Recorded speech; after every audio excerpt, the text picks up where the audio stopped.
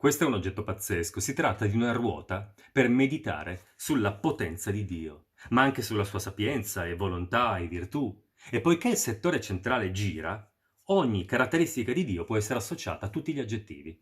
La potenza di Dio è grande e la sua sapienza è durevole, ma ruotando il settore centrale, la potenza di Dio è buona e la sua sapienza grande. E le lettere all'esterno possono essere assegnate a qualsiasi cosa. Se ciascuna fosse l'iniziale di un nome, Benedetta oggi medita sulla virtuosa bontà di Dio, ma poiché i due settori centrali possono ruotare, domani mediterà sulla sua vera grandezza. Questo computer medievale consente di produrre 729 diverse meditazioni, frutto di altrettante combinazioni. Il suo inventore si chiama Raimondo Lullo ed era un sapiente medievale, un po' astrologo, un po' alchimista, un po' teologo. Io l'avevo conosciuto leggendo Il pendolo di Foucault di Umberto Eco.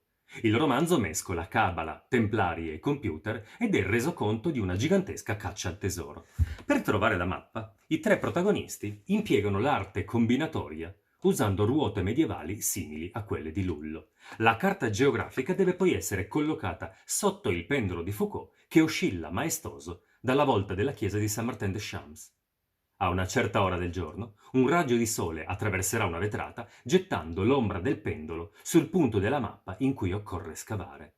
Reduce dalla mia prima visita al pendolo di Foucault, ho ripreso in mano questa ruota, regalo del mio amico David Metcalf, che l'ha anche realizzata.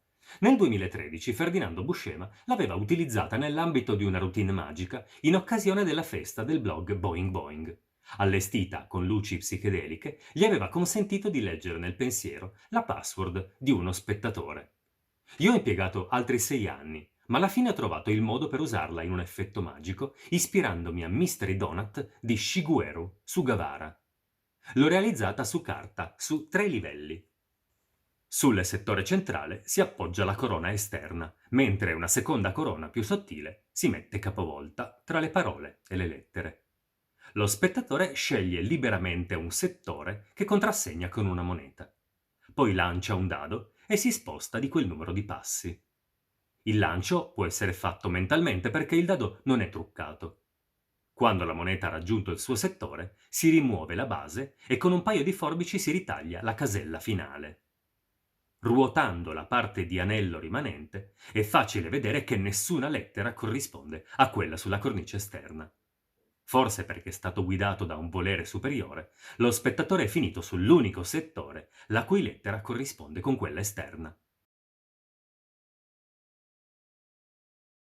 Non svelerò il trucco di questo effetto perché l'analisi del filmato, fotogramma per fotogramma, consentirà ai più pazienti e alle più volenterose di ricostruirlo. A me è piaciuto da matti per la sua semplicità e pulizia, ma soprattutto posso finalmente ringraziare attraverso una magia chi mi ha regalato questa meraviglia.